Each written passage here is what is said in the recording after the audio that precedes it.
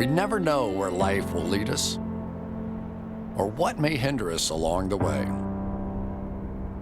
But while every day can feel like one big question mark, it doesn't have to.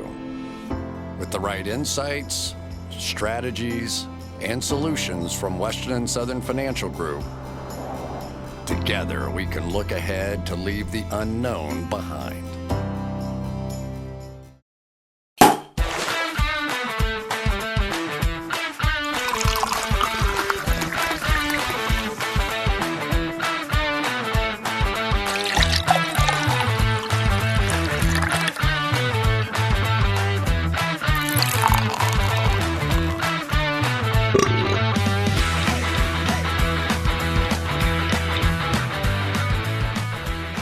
Buddy, we are back-to-back recordings here on a lovely Wednesday morning to rip up our listener mailbag. Gives us time to what? Bonus listener mailbag. We're going to do 2 mailbags a week until we answer every single question you guys send. Yeah. Go to Apple Podcasts, leave a 5-star review, and ask us a question. You'll get on this list. And if you're international, we're going to have an international mailbag day. There's like over 150 questions internationally, but we'll get to them. We're going to find a way to make it happen. Might be on the 10-hour live show. Who knows? All right. Ready to rock? Let's rock. All right. This is from Brian Lenz. Are there any Nebraska players that should be good in the next few drafts? And would the Lions be better off drafting Lance at 7 or trading back with the team who wants him and drafting BPA later? So the Nebraska players, they have DT Ben Stille, may get drafted late round. He took a 6th year. JoJo Doman, linebacker as well. The one I'm looking forward to, though, wide receiver, Wan'Dale Robinson. Yes, you heard that right. It's like he's the Walmart knockoff version of Rondale Moore. You wanted Rondale? Well, it's too bad. You got Wan'Dale. He's a slot wide receiver for them. Some speed. He was a sophomore last year. He'll be in the mix. But Nebraska, Coffin's kind of barren there. Coffers are kind of barren. Not the 90s Nebraska we came to know and love. What about the offensive tackle, Brendan Jamies? He's in this year's draft. Oh, I thought he was like in the next few drafts. I'm saying, what about this year's? Give us a little report on Jamies. He's a OT. He's a little soft. I hate using soft. I always like fragile. Soft compared to other offensive tackles in this draft class. Not compared to me, who's the softest human being alive. But he's soft compared to other offensive tackles in the draft class. Relatively soft. Just in terms of like his anchor is weak. He can be bull rushing in the pocket. Not going to be much as a run blocker, but I think he can come in and pass protect. I think he had a 4th round grade on him in the draft guide. And would the Lions be better off drafting Lance or trading back to a team who wants him? Now, if a team wants him, you get a sweetheart deal. Always trade back for that QB. I think they'll be firmly in the mix next year's quarterback class, as I'll answer in a future question here. Hopefully on this show, maybe on next ones. But if no one's making you a deal and Trey Lance is there, take Trey Lance, yes. Definitely take Trey Lance. Alrighty, moving. I definitely think they should stay put at 7, or if the QB5 or QB4 falls as far as 7, you need to get out of that pick or take him. You're in no position. To say, no, we need to stay put and take Jamar Chase or Kyle Pitts or Jalen Waddle. It's like, no. There are teams trading 2nd-round picks for Sam Darnold. The desperation is real. Denver will come up. New England will come up. Washington will come up. You will find a team looking to make a play. And especially if it's Trey Lance, where he's the type of quarterback, everyone agrees that it's a tool. He's toolsy, not a tool. Toolsy. That he shows anything. Everyone's all of a sudden like, oh, shit, that guy has it. He can play in the NFL now. He shows any development. Whereas if a guy is not particularly toolsy, if you're drafting a Daniel Jones, let's say, that high, and then he doesn't really look like he's working out, that the rest of the NFL is going to be like, no, thank you. Fair enough. All right, this is from What's the Shanna Plan? Sorry about my novel of a comment last time, guys. I'll get straight to it this time. Oh, this guy's already asking multiple questions. What are your guys' favorite guilty pleasure picks on either side of the ball, i.e. a player who would really fit well in a certain scheme, but doesn't really fit the bill from a need or value standpoint? My picks would be Travis Etienne to San Francisco in round 2 and Zaven Collins to New England at 15. Yeah, I get on board with those. I like the Falcons going Jamar Chase. He'd be awesome. Him and Julio Jones paired together. Yeah. Would be hashtag fun to watch. Chiefs going Kadarius Toney. Another one where it's just like, God damn, that'd be too much fun. Hashtag to watch. And then this one actually might fill a need, but Micah Parsons to the football team. that front seven would melt faces. My God. What you could do with Parsons, Young, Sweat, Allen, Payne, Ioannidis. Those are my faves. I think Falcons going any of the top 3 receivers, Jamar Chase, Devontae Smith, Jalen Waddle, adding a receiver to that group would be freaking awesome. Also, Kyle Pitts. Just getting another weapon there for Atlanta, any of those 4 top-end pass catchers would be sick as hell. They just traded a second for Hayden Hurst. What? Stop. It's the same guy. Stop. There's no redundancy with Kyle Pitts. Another thing I'm thinking of is if the Dallas Cowboys, who have a really good offensive line, went like Rashawn Slater at 10 and just continue to build up front. I mean, that's another when I'm looking at luxury picks, I'm thinking about, okay, what are already really good position groups? Let's double down. Denver getting a corner, something like that, where you're just going to continue to throw resources at a position that's already good. $1 million. $1 billion. What's cooler than being ice cool? No, fuck. Cooler than $1 million offensive linemen. I suck at song lyrics. What's cooler than being cool? Ice cold. Man, timely reference too. That one just came out. Did it really? 2003. All right. This is from Rymel Depius. The Eagles' new DC is Jonathan Gannon, who most recently worked under Eberflus and is a Mike Zimmer disciple. With that information, who are some day 2 or 3 guys who fit the scheme to the Eagles potentially draft on defense? I think someone else asked this as well. Okay. Not as quite as directly. I think my answers for that were Lee McNeil on the defensive line, Jabril Cox at linebacker, and Tyson Campbell. So that's Lee McNeil of North Carolina State, Jabril Cox, the LSU linebacker, and Georgia cornerback Tyson Campbell. All would fit the D. Fair enough. All right. Jumping to this person's username came in Hebrew. So I don't know. They somehow slipped into the American mailbag. I don't know. Here we are. But this is from that person. American. You try to say they can't be American. No, they can, but the language default. I wasn't. My God. Awesome. Sorry. My preference would be. Check your bigotry at the door. Okay. My preference would be Davis Mills with Mond or Trask, if not for Mills. But is it worth the pick if you're going to be in the market for a top 5 quarterback in 2022? Burning a top 60 pick on a backup QB on a team with a lot of holes, not ideal, clearly. Did he mention the team here? I think it's Patriots. Okay, Patriots. Sorry. So, if you don't select a quarterback before day 3, if Cam brings New England back to 7 wins, you're stuck in the same place you are now. Can you afford to just punt on 2021 with the hope to be in a better place than you are now? What's the Patriots' best option for the future quarterback? So you're not going to be in a better place next year's draft. That would floor me for them to be picking top 5, top 8 to be in striking distance to a QB class. And we said quarterback classes like this don't come around every year. So if you are within striking distance, you make the play up, making the play in second round. I wouldn't hate grabbing Davis Mills. I think you can still throw darts.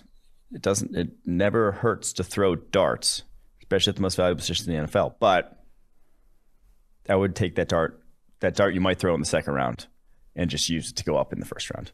Would be my play, because I don't think 2021, even if you go 7 wins, even if you go and you're hoping to go much better than 7 wins, you're not going to be in the position to do it again. And Cam Newton plays well, you're going to have to pay him. And that's not what that roster's built around. So we've said it, I think, a number of times now. Up or just kind of so I can roll dice with Cam. I mean, we had this take right after they spent big in free agency. You're going to spend that much money with not a lot of, rookie contracts you're going to look to extend in the next 2 to 3 years. Go up and make a play. This is going to be one of the, if not the most improved teams in the NFL this year because of all the investments they made offensively and defensively in free agency. If Cam Newton's healthy, doesn't get COVID, gets a vaccine, you're going to see a better Cam Newton. You're going to see a better offense with Hunter Henry and Jonnu Smith. For that reason, go up and make your play at quarterback now. Go get Trey Lance. Go get Justin Fields. Go make sure you have the quarterback of the future on that cost-controlled contract right now, rather than waiting to potentially trade up when you're closer to where the Washington football team is, drafting at 19 or the Bears at 20. Those teams are in dire straits right now. Those teams are a couple bad drinks away from trading a second for Sam Darnold. I mean, that's where they might be, honestly. So definitely a rough situation for New England if they don't trade up now. Trade up now. Go to 4 at Atlanta. Go to 7 with Detroit, 6 with Miami. Go find a way. I guess you can't trade with Miami because of the interdivision bullshit. But I do think that going up and getting a pick is the way to go for New England. This is from Joko G-Ball. Renner previously mentioned TCU produces good NFL safeties when talking about Trayvon Moehrig. What's another program that consistently develops NFL-ready talent at a position group that is never talked about? Fair. That was a good follow-up. Conversely, what powerhouse program never has any NFL talent at a position group? Ohio State quarterbacks. Never has NFL talent. Stop. I will say, though, okay, the one that gets swept under the radar, Michigan State quarterbacks.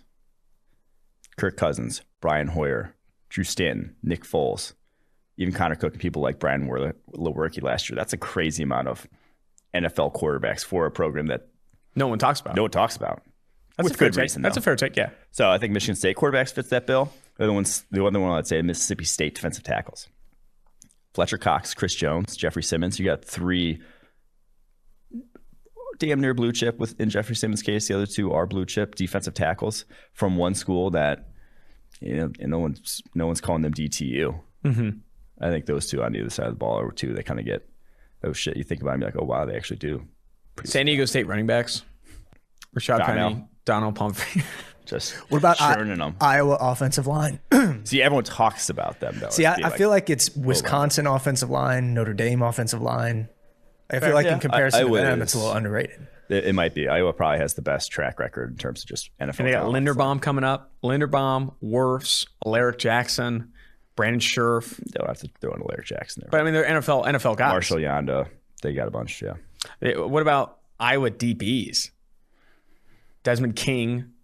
Micah Hyde, the Green Bay Packers safety that we thought was going to be good. Josh Jackson. Cornerback. That's a cornerback. I said DBs. Yeah. You said safety, though. Oh, I'm an idiot. Cool. All right, let's jump to Con Shonery. What do you guys think of wide receiver Donnie Corley? Dude came into Michigan State and was a freshman All-American after playing both wide receiver and corner. Michigan State does that a lot as well. The cornerback wide receiver. Tony Lippett. Yeah, Tony Lippett. Got kicked off the team a year later and ended up at Texas Southern and balled out last year. Now he's entering the draft. I think he's a sleeper prospect that no one's talking about. Any thoughts? He's interesting. So he tweets out a video of himself. Actually, here, ask the next question, too, because 2 people are bringing up Donnie Corley. Okay. This is from a clearly struggling MSU fan. A lot of Michigan State hype today. Could you guys do a quick player review on Donnie Corley? Showed a lot of potential as a freshman, and he had some bad off-the-field issues. Secondly, who are some Michigan State players getting drafted this year, and around what round? All right, so Corley's 6'2", 186. I honestly think maybe DB is his best position because he said 4.39 at his Exos Pro Day, as the first question outlined. 453 yards receiving as a true freshman at Michigan State. 4-star recruit, played 54 snaps at cornerback as well, mostly towards the end of the season. Looked fine. 57.9 coverage grade on those. Obviously gets kicked out with sexual assault allegations off the field, goes to community college, then goes to Texas Southern, over 1,000 yards at Texas Southern in 2019. Doesn't play this past year, COVID, whatever. In the draft, I think he gets drafted. His tape's good enough, speed's good enough, way he moves is good enough to get drafted. I would not be surprised if it's that cornerback.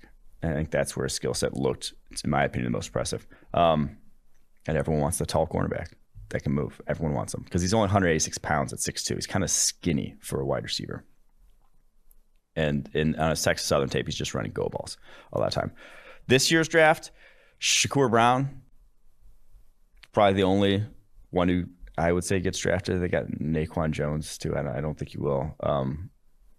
Round 5 or so. He's a 5'10", 185-pound corner who ran a 4.61. That's a tough sell. His tape's great. I mean, a lot of really nice plays on the football, but that is not the athletic profile that teams are going to covet highly. So round 5 and beyond is where I'd expect him to come off the board. He declared early too. I was talking to someone within the Michigan State program and said he was surprised he declared. Kind of similar to Josiah Scott last year. I like Josiah Scott's tape better though. All right, let's jump to DMAC17. What are your thoughts on Denzel Mims so far with the Jets? And do you think he can become a true wide receiver 1? Start there. I thought he was getting off line like as a route runner looked more like the guy who saw at Senior Bowl than the guy I kind of saw on tape. We said that difference was concerning. And so the fact that he is looking more like that Senior Bowl guy, very good. But there was a mildly worrisome thing.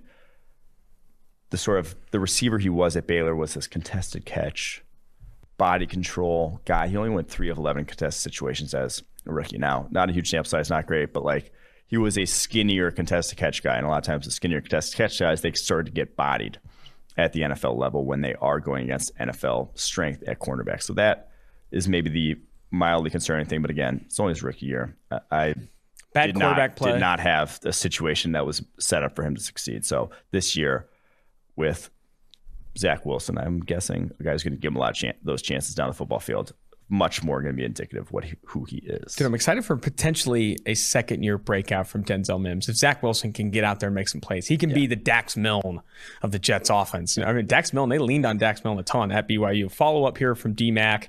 How soon should the Jets target a wide receiver in the 2021 NFL Draft, and who do you think is an ideal complement to Denzel Mims? I don't think 23 is too soon. I really don't. I think you can add a third guy to that mix of Denzel Mims, Corey Davis, whoever you want, because I don't really see either of those guys as like the guy in that offense. And so I don't think 23 is too soon. And his last one here, is this the best 3 years? Ideal compliment. I feel like Elijah Moore could be nice there. Yeah. There you go. So. Elijah Moore at 23. Yeah. I'm all about it. Is the best 3-year wide receiver? Is this the best 3-year wide receiver draft stretch? 2020 was a great class. 2021 seems to be deep and talented at the top. And then you got David Bell, Treylon Burks, Garrett Wilson, Olave, Mechie, Pickens, all as 2022 guys. So you think this is going to be the best 3-year stretch? I thought I would go back 2019 to 2021. I think it's better. I don't love. I mean, Olave. I don't love Pickens. Obviously, he just tore his ACL. I don't think he's even going to be in the class. I'm not super high on Mechie either. Wilson and Olave are the 1-2 for me at this point in time. I think the 2019 one that had A.J. Brown, DK Metcalf, Terry McLaurin, like what they already did, it would have been drafted higher had you not just had the worst 4-year draft stretch of wide receiver like ever. Yeah. Teams were terrified of drafting wide receivers that year. That's why all those guys fell down boards. So I do think that class was... So 19 to 21, yeah, probably was best receiver stretch ever. All right, moving on to Jesh 2OS. Hey guys, my name's Evan. Interesting. And my question for you is both. That was Jesh 2OS. I thought it was Jesh 2OS. My name's Evan, and my question for you both is what is your way too early top 7 picks for next year? All right, here we go. I wrote them out, and I wrote teams too, which is going to upset people. This has nothing to do with. Their Vegas odds of winning the Super Bowl. This is my take. Oh, wow. You didn't even go Vegas odds. Didn't go Vegas odds. I said this is what I think it's going to be. So, number 1, Houston Texans, Spencer Rattler. Oklahoma. Number 2, Detroit Lions, Sam Howell, North Carolina quarterback. Number 3, New York Jets. Sorry, Jets fans. You're starting a rookie quarterback. You're still kind of barren. Kayvon Thibodeau, Oregon defensive end. There you go. You got a blue chip defensive end. Be happy. Number 4, Philadelphia Eagles. I like that.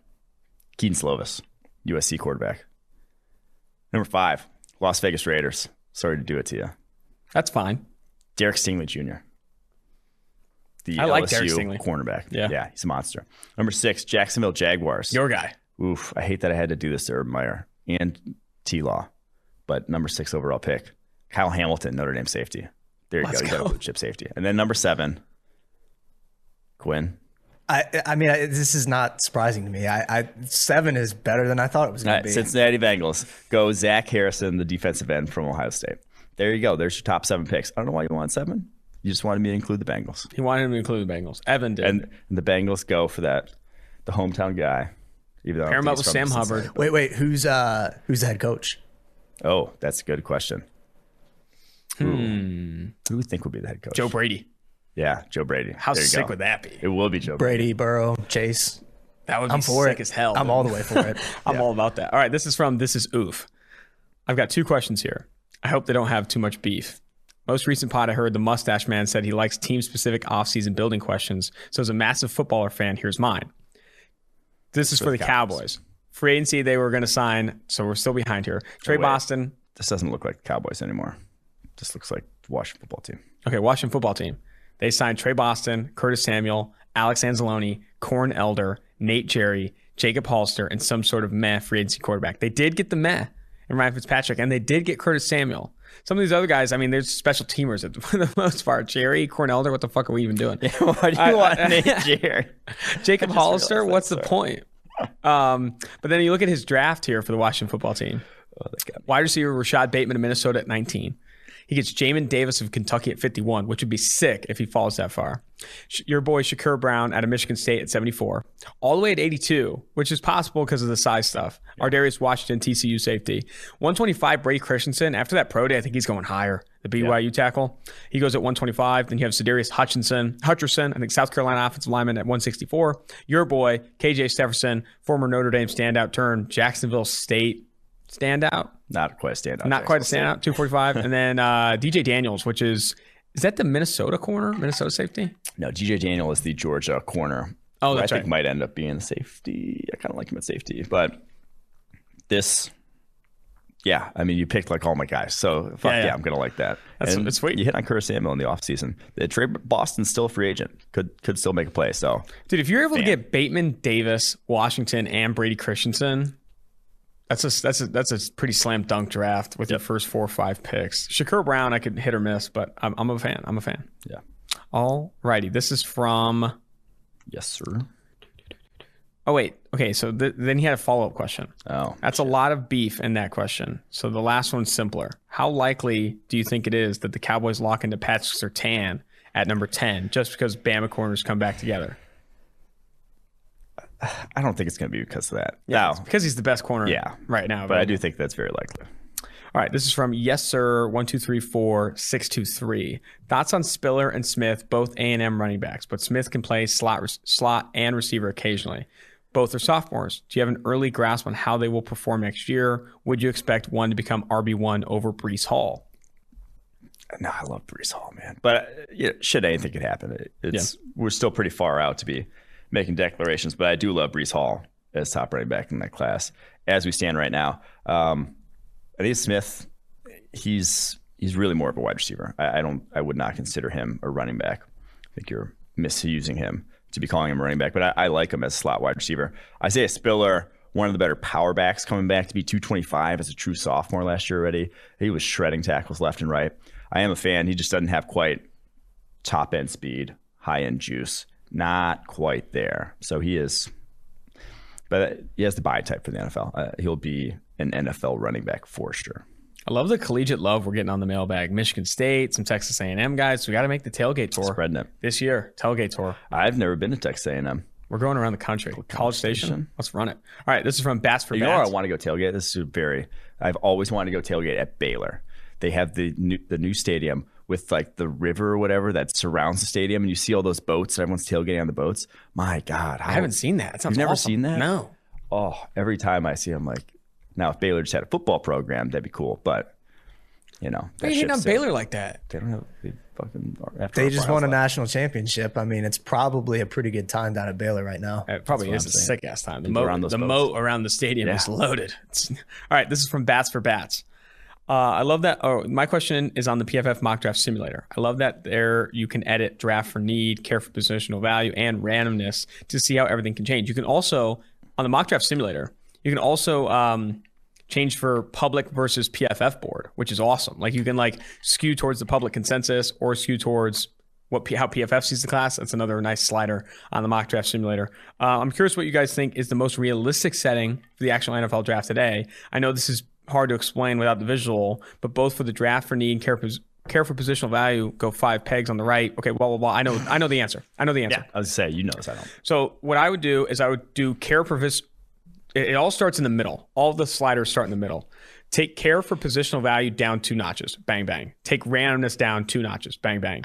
Take draft for need up 2 notches. Bang, bang, up. And then public versus consensus, I would go 2 notches down towards the consensus. So that way you're seeing more of how the consensus sees the draft rather than just how PFF sees the draft, because you're not going to be able to get PFF's guys if you go to the PFF board, or else they're going to just draft right off the PFF board. So I'd go 2 notches down on randomness, 2 notches down on positional value, 2 notches up on need, and then obviously 2 notches down towards the consensus board. That is very difficult if you're listening on the podcast to understand. Go to the mock draft simulator, pff.com/mock. Check it out. It's good stuff. All right. This is from Everyday Joe Lamshack.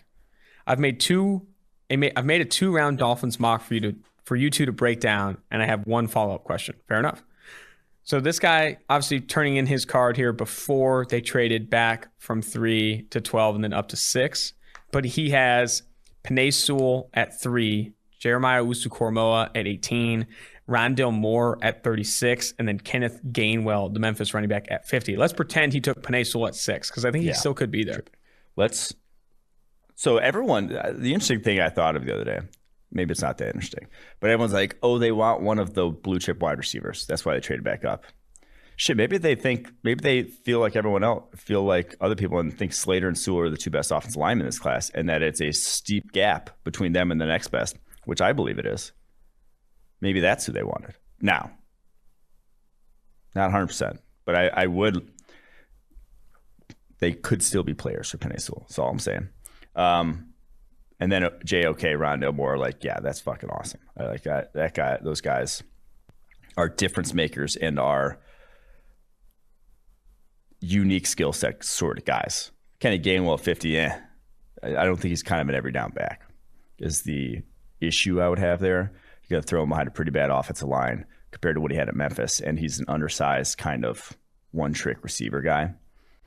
I would not draft that guy that highly. There are a number of those guys in the draft class. If you're going to draft a running back 50 that you want in that mold, assuming the top 3 are off the board, I'd go with like Michael Carter. I think he'd be more of an every down guy. I'd honestly, if you're considering drafting a running back at 50, just draft him at like 250. Just don't do it. What's the point? I'm not in on it. All right. His follow-up question, what rounds do you expect Richie Grant and Kate Johnson to be taken, and do they make sense for Miami? Richie Grant, probably going to be a top 50 pick. I don't know if he makes it to you in the second round at 50. So you might have to give him at 36. Kate Johnson, 4th, I'd say. Just limited catch radius, undersized guy coming from a small school. It's just a tough sell earlier than that. Could even be 5th. I could see him falling a little bit farther too. All right. This is from GM1AB. Rate my Bengals offseason roster. Although I will say McShay had him as top 100 guy also. Did he really? Yeah. Oh, nice. Rate my Bengals offseason roster moves. I'm using PFF free agency salary numbers and big board for the draft. All right. Dude, he went in here. His post-June 1 cuts were Geno Atkins, Bobby Hart, Trey Hopkins, Xavier Suafolo, saving $25 million and bringing up cap space up to $67 million. Then it was sign Matt Filer, Austin Ryder, Kevin Zeitler, and Rick Wagner. They went in on the offensive line. I like where that guy's head's at. A lot of depth pieces along the offensive line. This would have been a power move for them. Defensive line, they re-signed Carl Lawson, and they got Trey Hendrickson and Shelby Harris. That would have been an interesting decision. I would have liked to see them bring back Carl Lawson. Then they re-signed William Jackson and get Mike Hilton. They did get Mike Hilton. This guy's on something. And then he had them drafting Jamar Chase at 5, Cosme at 37, or Alex Leatherwood. 69, Levi Muzurike. At 109, Quinn Miners. Might not be there now. And then 148, Stanford cornerback Paulson Adebo. I do think that my favorite part of this, which the Bengals did none of, was the offensive line. Yeah, some more budget signings. Getting the budget signings on the offensive line, like a Filer, like a Ryder, Zeitler, who was cut, Rick Wagner. Filer's still out there. Or not, no, excuse me, Ryder. Ryder still. I get those two mixed up. Yeah. Sorry. Trey Turner's still out there. They did cut Atkins and Hart, right? Yeah. So it's a little too much pants caking in free agency for my liking. You outlaid a little too much Ched. But I would have liked some more budget signings along the offensive line. Just get some guys in there so you don't bottom out like you did last year.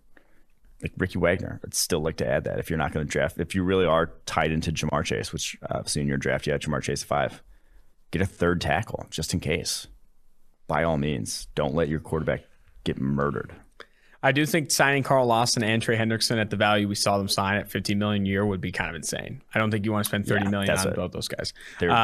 But bringing back William Jackson is still something I think they should have done. Compared to Cheeto, I don't think William Jackson wanted to be back also, though. And I also think this is a slam dunk for the Bengals. I think going weapon at 5, whether that's Pitts or a receiver, and then tackle at 37 is the move. I do think that, and Tom McShay said he'd go Pitts, then Chase, then Sewell at 5. Because I do think at 37, maybe it's not Sam Cosme, but I think Leatherwood could be there. I mean, one of these tackles is going to fall. Dylan Radins, Tevin Jenkins. I mean, there's going to be a tackle there at 37. No, I want Penei. You want Penei? I mean, I'd go Pitts if I'm going anyone. I think I've come around to that line of thought. That's just like he's almost like a guy you can just drop into your offense that other guys can't. Yeah. You know? It's very much so. It's like you got a card game where you have a special card that no one else can get. I should have a better analogy than that. But just like other offenses can't play with that chess piece. You can then find other wide receivers. You can find offensive tackles. You can't find the Kyle Pitts to throw in the middle of the field to be this chess game piece. All right, this is from iDart. When valuing draftable players, we know who has the most value at the top, the QB. After that, I draft tackle, then edge rusher. Can you continue the list in order of the elite positions for which you would take a player number 1 overall if that player was by far the perfect/elite player at the position? This is an interesting one. I like this. So I honestly don't think it's offensive tackle. I would go edge 1, then cornerback 2, then wide receiver 3, tight end 4, safety 5, then offensive tackle 6. Because if you're talking about the perfect can't miss guy at a position, you have, I don't know, Sean Taylor at safety. You got who's Deion Sanders at corner. You got, I don't know, who's the edge? I guess Chase Young, edge. You're talking about that high end where you know that guy's going to be that dude. That doesn't give you much. We've always talked about offensive line. You need 5 guys across. You don't necessarily need one guy who you're not worried about ever giving up pressure. Whereas at edge, if you have one guy you know can always get pressure, other teams aren't going to have to game plan around that guy. Then that guy Aaron Donald can be a pass rush all on his own sort of thing. So that's how I value it. I think I'm with you there. I guess I should probably be high on DT then if that's the case. DT is an interesting one. How you have it below offensive tackle. I mean, I don't hate DT. It's a tough conversation. Yeah, it's a tough conversation. It is. I think edge, wide receiver, tight end, safety. I don't know. I think I'd put offensive tackle ahead of safety. Okay. But it's tough. It's really tough. I do think that edge is the one right after quarterback, though. I definitely think edge. Because, again, like laying it out there, like that guy can be your pass rush. And then he has to be accounted for every single time when he is that. When you're J.J. Watt in your prime. Gave the Texans a good defense when they really didn't have too many other pieces around him. All right, this is from Everything Is Taken 987. What's good, boys? Love the show. Mike, I want to know what you think about this offseason for the Pats. We've got a lot of these questions. These are interesting. He wanted the Pats to go Kenny Golladay to a 4-year, $75 million contract. I'm not going to read the fucking contracts. Kenny Golladay signed, Romeo Okwara, Kyle Van Noy, re-signed David Andrews, re-signed James White, and roll the rest of the cap over next season. They didn't do that. They went similarly, though. Judon instead of Okwara. Obviously got Van Noy. Got James White. And then instead of Golladay, they went 2 wide receiver by committee. And then went tight ends. Yeah. So I don't know if I would have loved Golladay, though, one guy with how much he got paid. Yeah. So he got a lot of money. Yeah. A lot of money. So then he has in the draft, them trading up from 15 to 7 with the Lions. They trade next year's first and pick 36 this year to get Trey Lance, which I kind of like. Yeah. I would like that a lot. Getting Trey Lance or Justin Fields, if the New England Patriots can put a trade together to go up and get Trey Lance or Justin Fields, that's the move. That's how they should treat the first round. Anything else, I think, is plan B, plan C. And then after that, he has them taking throughout the rest of the draft Amari Rodgers of Clemson, Aleem McNeil of NC State, wide receiver Jalen Darden of North Texas, safety Jamien Sherwood, safety linebacker Jamien Sherwood of Auburn. He's got Jamin Davis there too. Where are you getting all these guys? Dude, he made some move. Robert Hainsey from Notre Dame. He added some talent. He drafted a bunch of second and third rounders. I love it. I personally love it. If you can get all of the really good players, I think it'd be sick. That's why I said Trevor Lawrence in the third. Like, if you can get him. If you can make it happen. By all means. If Trevor Lawrence goes up on a... Okay, here's a good question. I'm going to throw this into the mailbag. If Trevor Lawrence, day of the draft, something surfaces where he has a gas mask on, a bong gas mask on, how far does he fall? None? Does he even fall at all? I don't think he falls at all. No. There would have to be more like a Lyle Collins situation. Where he was in like a murder case, wasn't he? His ex-girlfriend was murdered. That's right. Right? And that was like, people didn't know. He was a person of interest, I believe is what they called it. Yeah. Garyon Conley slipped because of sexual assault allegations when he was involved in a threesome or a foursome, I believe. Interesting. I'm not sure if it was 3 or 4, but those ended up being denied. It's a big difference. Yeah. But that would have to be said allegations. Fair enough. It's a dumb conversation. Trevor Lawrence isn't a gas mask away from falling. Exactly. All right, this is from Gavin Dale. Has PFF considered recategorizing on-field positions, especially as it pertains to draft prospects? Which positions would you create new categories for? This harkens back to my Mel Kiper conversation from the other day. And we've already tried. I mean, like I want to say popularized edge. Absolutely. Or at least part of the conversation, yeah. Instead of saying 3-4 outside linebacker or 4-3 defensive end. Today's NFL, those guys are oftentimes asked to do similar things. Now, even in between that, there are guys who aren't necessarily going to do one or the other, aren't going to be able to do everything in the sort of edge category that you might want an edge to do in your system. So there's still some nuance, more nuance that needs to be there. But I do think it's better than DE or outside linebacker because a lot of times they're doing the same thing. But I will say slot, I think, needs to be popularized as its own category. There needs to be guys where, yeah, you can also have slots that can play safety or slots that, in some schemes can play outside. But I think that is a skill set, and it's one that I would add to the sort of NFL draft rankings of this guy is a guy who's going like Amik Robertson last year, Louisiana Tech cornerback. That guy's a slot. I don't think he's necessarily, he could play safety for you, but ideally when you do have that third cornerback on the football field, that's who it's going to be. It's going to be that guy in your defense. And I think there's, a number of guys in every year's draft that it's like that. I think Elijah Molden falls into that category this year. Like, yeah, he could be a safety for you, but anytime you're going to want a guy in the slot, I think you're going to want Elijah Molden. So I think there's opportunity to also do the same type of thing for safety, box safety, free safety, like deep safety versus a box player. I do think that just listing safeties, like your top 10 safeties, are all of them are going to play different positions. All of them are going to do different things. Like if you just rank the top 10 safeties in a draft. Yeah. If you want to just call guys pure box or that maybe dime safety, whatever you want to call it, I think there's room for that positional designation too. All right. This is from Milwaukee Mike. My question is, what are your way too early thoughts on the relative strength of position groups in the 2022 draft? Anecdotally, I've heard you guys mention the receiving group won't be nearly as strong as the past two, but would like your takes on the rest of the class starting up. Also, as a fellow Mike from Milwaukee, I had to give a shout out to Mike Renner for repping the pack loud and proud. Mike's from Milwaukee. You're not there are from literally Milwaukee, dozens are of us. you? I was born in Milwaukee, yeah. Oh, okay. I feel like I have no idea where you're from. You were like in Chicago, in Milwaukee. I moved a lot. Lived in West Dallas for a few years, like when I was till 4 years old. Then I moved to Brookfield, Wisconsin, till I was 7. Then I moved to Mahomet, Illinois. It's just outside of Champaign till high school. And obviously went to Notre Dame. My parents moved to outside of Louisville. Now I lived in Chicago, and now I live in Cincinnati. Midwest. You got the Midwest. That's a sampler platter right there. Wisconsin, Illinois, Indiana, Ohio. Bang. But next year, I think it's actually looking to be a nice edge class. I think we've talked about that a little bit on this. I think there's going to be some quarterback talent at least.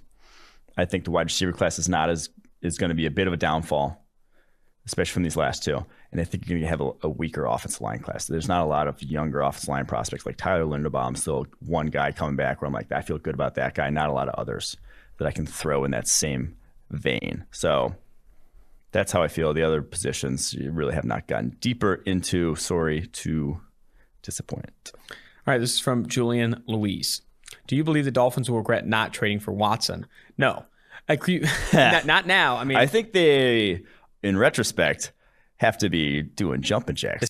Can you imagine? So we haven't talked about the Deshaun Watson stuff since a few podcast episodes ago. Obviously, you saw two women officially file criminal lawsuits against Deshaun Watson. You were talking to me about this last night. That is objectively the worst sound you can put on a podcast. When you bang your ice against the fucking metal thing, it is a disaster. You are the reason people unsubscribe. You're the reason I want to die. But back to the Deshaun Watson stuff. We were talking last night at trivia. He's not playing again. I mean, this season. This does not look good for Deshaun Watson. And you know who it doesn't look good for, actually? It's the fucking 22 women involved. That's who it doesn't look good for. That's awful. This is awful. The reports, the allegations, the details are awful. And all point at the fact that Deshaun Watson is complete garbage. Like this is I feel so bad for the women involved in this. People talk about Deshaun Watson more because he's more famous, but the women involved in this stuff looks absolutely criminal, man. Awful details, awful things when you read these reports. I feel like that's the more important part of this conversation. I do feel, obviously, Deshaun Watson might not play football. That's the headlines. This is a football podcast. But the women involved in this, disaster. This sucks for them.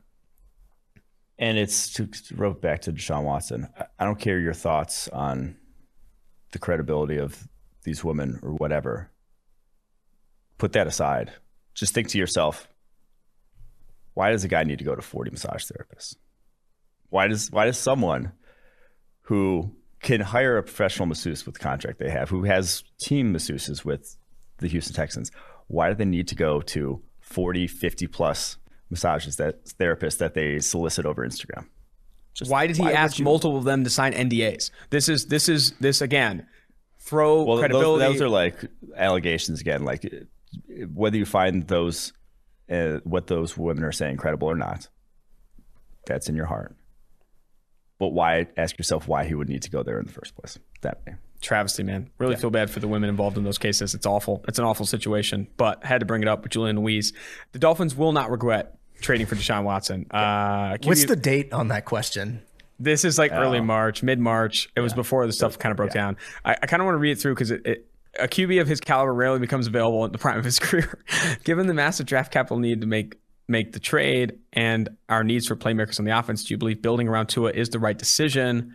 The media seems to highlight that the Cardinals did with Rose and Murray as the new hotness for rookie quarterbacks, cut bait and draft someone else. I believe Tua is the answer. And if not, we have to at least surround him with weapons and give him the opportunity to succeed. I do think if the Miami Dolphins were going to stay put at 3, they should take a quarterback and take more swings at the positions. However, making the decision to get all the capital they did trading back, I don't love the trade up back to 6, but making the decision to trade back to 12 initially, 2 extra first-round picks to commit to building around Tua Tagovailoa, I like that decision a lot. And I think if you're going to build around Tua, that was the right decision. It wasn't staying put at 3 and taking your favorite non-quarterback. It was trading back and getting a non-quarterback later in the draft while adding draft capital.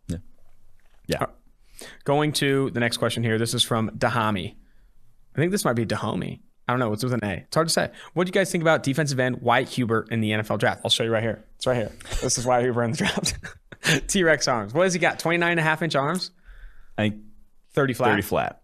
30 flat. So the Kansas State defensive tackle, he's like 6'3" with 30 flat-inch arms. It's just how? He did not. How big are his hands? He did not win a genetic lottery there with that combination, sadly. I don't think he can tie his shoes. He needs help to tie his shoes, I've heard. I'm kidding. That's a bad joke. I feel bad. I'm sorry, Wyatt. He's a good NFL. He's a good player for college. There's just that lack of length is going to show up so often in the NFL when you have guys who are, your tackles are always going to get their hands on you. And then the problem is, like, with that lack of length, you can't get, once an offensive tackle is locked out with you can't get back into the chest. You're 4 inches away from them. And you're going to have to swat their hands away. You're going to have to be perfect with your hand usage when you do have length to that degree. There just hasn't been a successful one ever. I mean, anytime you have less than ideal measurables, and I'd say these are even worse than less than ideal, you're going to have to be perfect in other places, specifically technique. I mean, we talked to that. Yeah. We talked to Jonah Williams about that when he was getting drafted to play tackle. It's like, hey, shorter arm length, you can make up for that. And his were 3 inches longer than. Yeah. His were still not like this level of bad, but like you're just going to have to be perfect technically, and to have this level of measurables, it's just going to be very tough to do. Also, before I jump to the next mailbag question, only a few more before we break. End of an era in Cincinnati. Giovanni Bernard has officially been released. So there are no running backs now. That stat you keep dropping. There are no running backs that were drafted. James White got re-signed, so he's back. Oh, damn it. I know, right? 2015, though. He was a couple years later. So none before 2015. Quinn, initial thoughts on Giovanni Bernard no longer being a Cincinnati Bengal? Well, I got a couple. They're probably not the highest spending running back team anymore. End of an era. Gio was, so I felt like they always kind of were like they drafted Gio in whatever year that was. He was the first running back off the board. 2013. Yeah. And then I feel like they kind of were always like looking to draft his replacement. Like they took Jeremy Hill the year after that. Like, but he was good every time. He was kind of like the lead back. So I always thought that was kind of weird too. But yeah, I mean, it's like, I feel like it was going to happen. I know they were trying to trade him. I guess they didn't have a trade partner and, save $4 million this year. Fun fact, Giovanni Bernard's the reason why I live at my current apartment. Why? I remember moving to Cincinnati. I remember seeing him move. He moved in on Hard Knocks as a rookie to Kenneth Banks, where I live. And I saw like they did like a shoot down from his apartment to like the pool down there. And I was like, wow, that place looks sick. They just built it. Wait, Yeah, Giovanni Bernard lived at the Current? Yeah, that was like his first. Like, wow. Go back and watch Hard Knocks. They showed him moving into. That was when he was driving around his girlfriend's van too. Dude, that's sick. And I was like, damn, I want to live there when I moved to Cincinnati. And you do. And I moved. Wow. R.I.P. Gio. R.I.P. Gio. All right, this is from DJFJFND. As a Jaguars fan, I think we should take Kyle Pitts at 1 and Kyle Trask with our next pick. What the hell is this? You wouldn't happen to also be a Florida fan, would you? They obviously have a great connection and would be a perfect fit. What do you think? Florida man goes wild with Jacksonville Jaguars draft. This is just absolutely absurd. You do not pass on Trevor Lawrence for Kyle Pitts. And quarterback is honestly, you know how the quickest way Urban Meyer gets fired in Jacksonville is if that happens. If you went Pitts and then Trask, that would be a disaster, an absolute disaster. All right.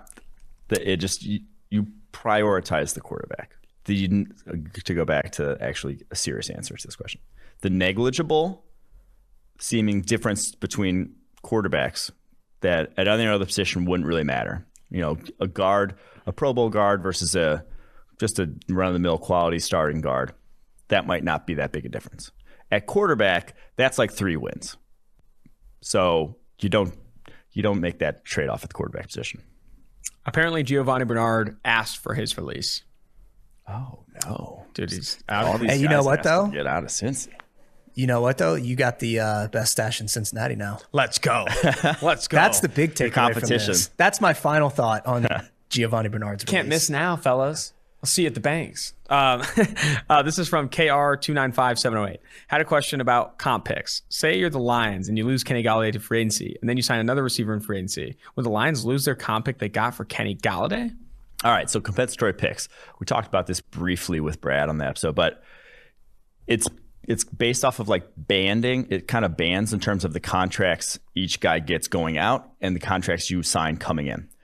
One, if you sign a guy who was cut from somewhere else, so if you sign a wide receiver that got cut elsewhere, doesn't count in the compensatory pick formula. If you cut a guy yourself, he doesn't count in the compensatory pick formula.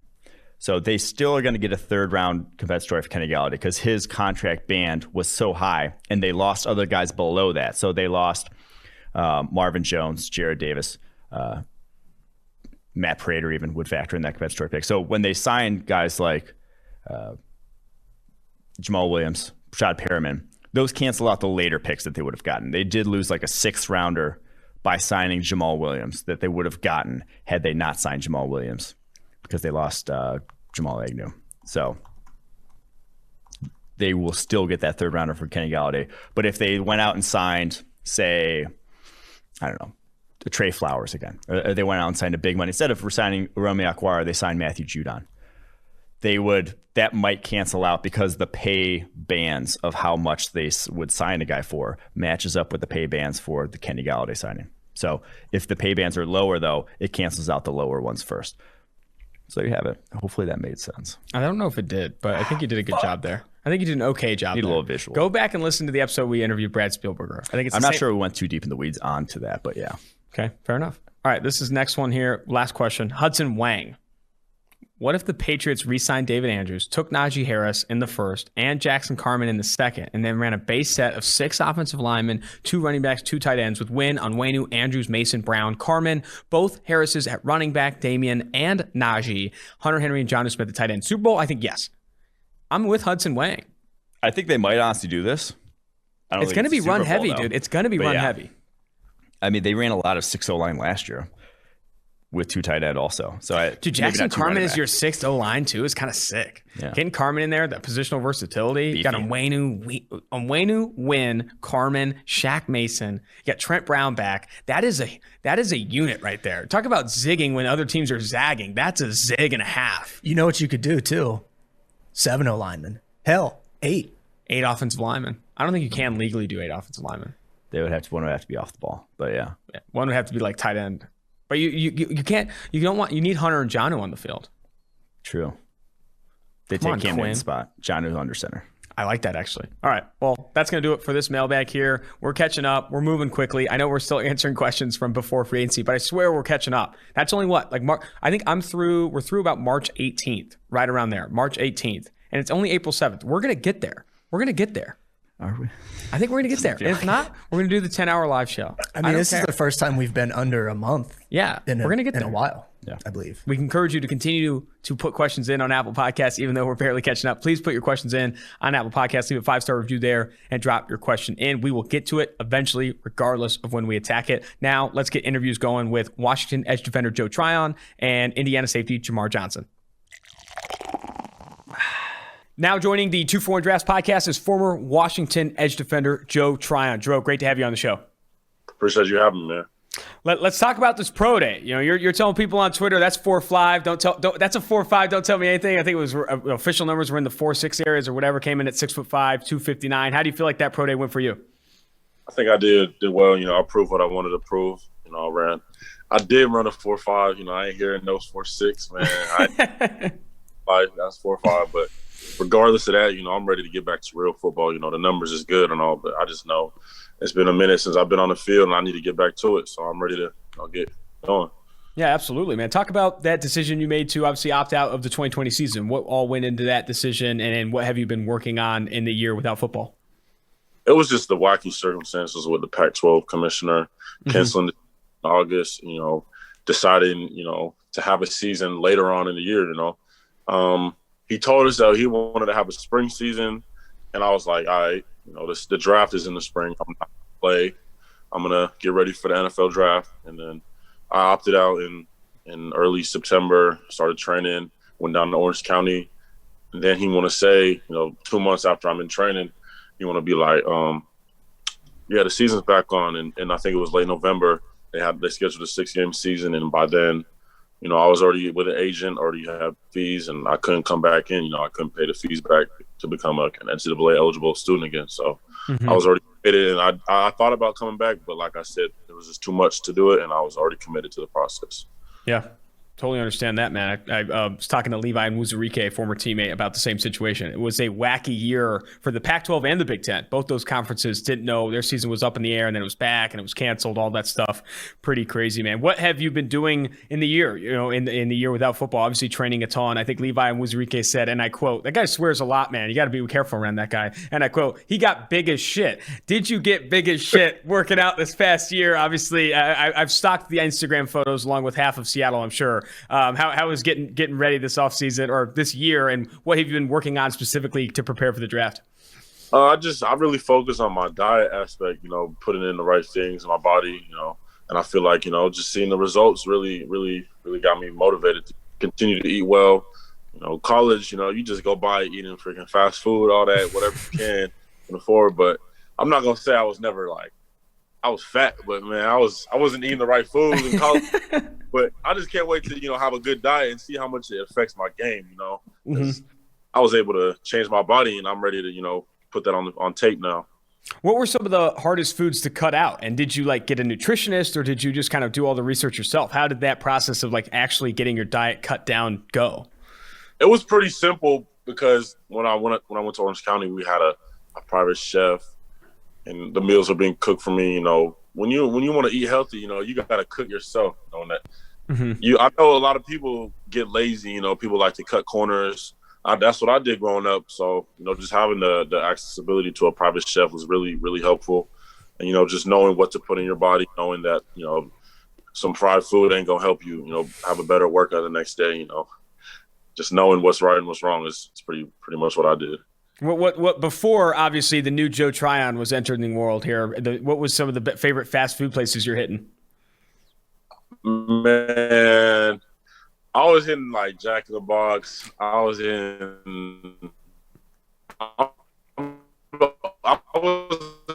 big McDonald's dude, but, you know, I hit that like a couple, maybe every other month or so, but just a lot of, and I did the same thing in college, but you want to. Yeah, I mean, Jack in the Box, McDonald's, Taco Bell, those are the usual suspects, man. So those will get you in trouble for sure. Going back a little bit, you know, to your game, how much have you been working, you know, pass rush moves and those types of things? Have you had any opportunities to work with like the Chuck Smiths of the world, guys that are able to kind of put together pass rush move lists and those types of things? How has that gone for you? Say that again. I'm sorry. No, yeah, I think we are cutting out a little bit. All good, man. I was saying, have you had any opportunities to work on your pass rush moves list or your pass rush moves specifically in this year while you're obviously away from football? Oh, yeah, definitely been able to, just hone in on certain moves that I know I'm going to be good at. So I got long arms, so I definitely wanted to incorporate a stab move. You can use that. You can counter a lot of moves off a stab, having long arms, getting in the offensive tackle's chest, creating them. They're going to throw their hands right after you stab them. So there's a lot of moves you can work off that. And that's definitely one move I've been really trying to hone in on. And so talk to me more about kind of how you prepare in game, in a given game week for an upcoming opponent. What do you look for on film for a specific offensive tackle that you're going to go against, and how exactly, what tendencies do you look for? What are you looking for on film in a practice week as you prepare for a certain opponent? Most of the time I like to start off, their stance, they're giving away any runner or pass keys, and then, how they kick, what type of setter they are, setter, 45, jump setter.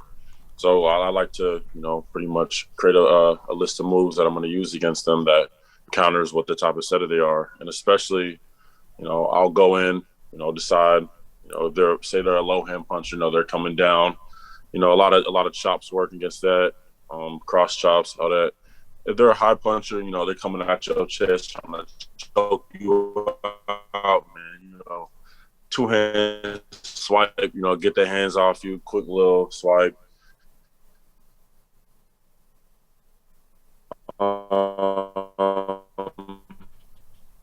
So this is a lot that goes into it, and I really enjoy that process. You do good in the game, so it's probably. Yeah, absolutely. Sorry, you broke up a little bit there, but I do think I'd love to hear how that film preparation has kind of changed, or film study has changed in the offseason. Do you have any opportunities to watch guys in the NFL, like guys to kind of mirror their moves? And if so, who are some of the guys that you like to watch in the NFL? I like to watch. I've always been watching him, but like Chandler Jones, dude on the Cardinals, I feel like I have similar body type to him. Long arms, long striders, eat up ground, and he's just a dude that doesn't let people get in his chest. And I really try to take that into my game, incorporate it in my own game. So he really is the one that dictates the rushes. That's what I watched on film. So just keeping that mindset, that you're the one in control instead of letting the tackle really control your set or your moves. It's really, really something I learned, and I can't wait to get back on the field and try out. We mentioned Levi a little bit earlier here, but I'd love to hear your scouting report on Levi Muzurike, a guy that has a ton of confidence. Dude, he seems like a fun locker room guy. I'd love to hang out with him outside of an interview here. But talk to me about Levi and what he does well. Man, he doesn't do a lot of things bad, man. I don't think he has one weakness. The dude is you could put him all around the line. You line him up in a 9 tech, line him up in a 0, and he'll dominate either way. Dude has the quickest first step I ever seen, maybe even faster than Von Miller. He reportedly ran a 4.3, but the time might be a little slower than what they reported. But it was 4.3 in person. Just know that. His get off, he just creates havoc. The dude is just a wrecking ball in the middle, and playing with him was really, really amazing. Because You get off the ball, and then Levi already made the play like in one second. You're just like, all right, next play. You're like, catch your breath, good. So Levi is definitely one of those players that is going to make a huge impact. Day one of camp. He's going to be, if not the starter, and I'm excited for him for real. Strongest dude I know too. Just everything, man. What can't he do? What can't Levi do? Going back to your game a little bit. What'd you say? He can do a lot of things, man. I don't know. I don't know what he can't do for real. Yeah, fair enough, man. Going back to your game a little bit, in PFF's draft guide, we see kind of your biggest strength is your strength and your ability to bull rush guys, to get on the interior and push through, run and win through people. Do you feel like if you put the scouting hat on, that is your biggest strength? Do you see as your bull rush as kind of your tried and true strength in this class, something that separates you among the other edge defenders in this class? Or what do you really feel like is your biggest strength and the biggest separator? Definitely my variety of pass rush moves. I got it all in my bag. But going back to the bull rush, I like to use that a lot more. Set moves off of power, because in the NFL I know the ball is getting out faster. So you could have a great get off, but if you're not pressing the pocket, you're not gonna affect the play. You're gonna just run around dudes. So definitely power is something I look to incorporate in my game a lot more. Even though I did it a lot in college, I want to keep improving that and build upon that, because without power you really ain't got nothing. Where do you feel like your biggest opportunity to improve is, or what do you feel like you want to get better at the most when you head to the NFL? I just want to be in. I like getting after the quarterback. You know, being at Washington, you know, I had several responsibilities other than rushing the quarterback. So I believe, you know, if I had my hand in the dirt, freaking like everyone else did, you know, I would have a lot more sacks, and my numbers maybe, you know, maybe I'm not gonna say that I'm better than other people, but I'm gonna say that I was in coverage a lot more than a lot of people, and you know, I'll just say my numbers would have been a lot better. But you know, I'm excited to have that in my tool bag, and that makes me really, you know, skillful, and I believe that, you know, I fit any scheme, 3-4, 4-3, outside linebacker, defensive end. And some of the conversations you've had with teams, what has been their feedback or their interpretation of where they want to see you play in the NFL? Do they see you as that 4-3 end? Do some want to play into 3-4? What has been some of the common themes in terms of where teams want to play you at the next level? Man, they be saying either, you know, depending on the scheme, they're like, yeah, you're a 4-3 DN and the dirt, or no, I see you stand up outside linebacker, you know, dropping the coverage a couple times and rush out of a 2-point. So that's why I'm grateful, you know, having the skill set I do and coming from the scheme that I came from. You know, I'm really, you know, I'm varied in my approach to the game. Awesome, man. Very cool. Well, we can finish with this one. I really appreciate the time. Appreciate getting into the diet stuff. I got to get on the Joe Tryon diet, man. Judging by the Instagram pictures, I need to get involved. But what is your motivation? You know, what is your why, if you will, to play this game, to make the sacrifices it takes to play at the collegiate level and then pursue a career in the NFL? You know, just to be able to pay back all the people that made sacrifices for me. You know, my mom, single mom, put a lot of time into me. You know, it's just something that, you know, I believe that there's no reason not go 100% every time I'm on the field. And I just got a lot to prove. You know? Very cool, man. Well, I really appreciate the time, like I said, and I wish you the best of luck moving forward. Appreciate you having me on, man. Now joining the 2-for-1 Drafts podcast is former Indiana safety and a PFF favorite of late, Jamar Johnson. Great to have you on the show, man. How you doing? Doing good, man. Glad to be here. Absolutely, dude. Just coming off your pro day, how was that experience for you? Any major takeaways from that? Obviously had a ton of opportunities to talk to coaches and evaluators. How was that pro day for you? Pro day went real good for me, man. Heard nothing but good things. I mean, yeah, I've been getting evaluated, you know, and we're gonna see where it gets. Gotcha, man. What draft time? Come down draft time. I think something interesting about your profile and kind of how you entered this draft is that you just, you know, by no fault of your own, coming out after your true junior season, just haven't played a ton of snaps. So I think under 800 snaps total played at the collegiate level. How much have teams talked to you about your experience and kind of their interest in seeing where you can get with another 1,000 snaps, 2,000 snaps, and adding more experience to your game in the NFL? Nah, they haven't really talked about. I mean, for the most part, you know, I've been hearing all positive things. I mean, the film speaks for itself. So, I mean, they know I know the game. They like my IQ. They don't really talk about the snaps as much, but they always ask me, like, you know, why wasn't I getting snaps as many? But, you know, that was that. Yeah, for sure, man. I think something that PFF sees as a big highlight or a big strength for you is just that fluidity, man. Fluidity in hips. You played a ton of deep safety at Indiana, and to be a good deep safety, to make plays on the ball like you did, I mean, you have to have fluid hips. You have to have good change of direction, good overall athleticism. That's where we see a ton of your strengths. And also, you know, that pays into positional versatility, and I think that's another strength of yours. But what do you feel like, you know, your strengths are? What are your separators in this safety class? Obviously, PFF sees, you know, athleticism, hip fluidity, positional versatility. But what do you think really separates you in this class?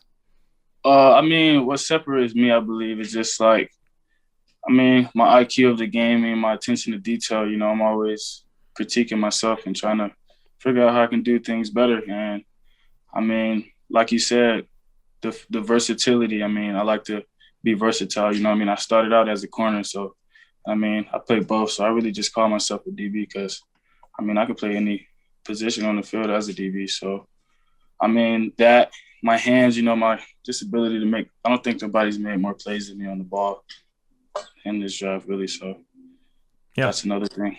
Big factors, man. Ball production, positional versatility, you definitely have that. I'd love to get more into your football IQ. In a given game week, you know, when you're turning on the film, preparing for an offense, what are you looking for on film throughout the week? What are tendencies, traits, things that you look for on film, and how much does that play into your game on Sunday? Yeah, I mean, that plays a big part of my game, you know. I mean, first thing I like to look at is, the defense that they're playing against, the offense is playing against, see if it's similar, see if it's not. Some things that I can just place my defense on the field at that time, see what I think will happen, go through plays in my head. Then I like to go over their top formations and top pass concepts and top plays in that formation. And just look at little things that I can pick from the QB, any little tendencies I can see there. A lot of them like to just throw to their first read, so that was a big thing that I picked up on this year. But yeah, man, you just diving into film study, watching all cut-ups, and just, So I'm out there just reacting out there, just, make game day easier. I don't really have to think as much. I just see ball, get ball type thing, And how much has that film study changed in the offseason? Have you had a lot of opportunity this offseason to watch film on yourself or even watch film on guys in the NFL? And if so, who are some guys that you like to watch a lot of film of? Haven't really been watching as much film on myself besides the film that I've been watching with the coaches, and like that. But, during the season, that's usually before the season, like fall camp and all that. But I like to watch guys, this offseason I watched Buda Baker, Justin Simmons, Tyron Matthew, Jamal Adams, Jalen Ramsey, of course, Marlon Humphreys. I like Marlon Humphreys. Marlon Humphreys a lot. My emphasis on punching the ball came a little bit more this year from watching that. And yeah, that's about it, really. I'm also really interested, you talk about, watching film with teams and having those meetings. What are some of the more common questions that you get when you are meeting with teams or you're watching film with teams?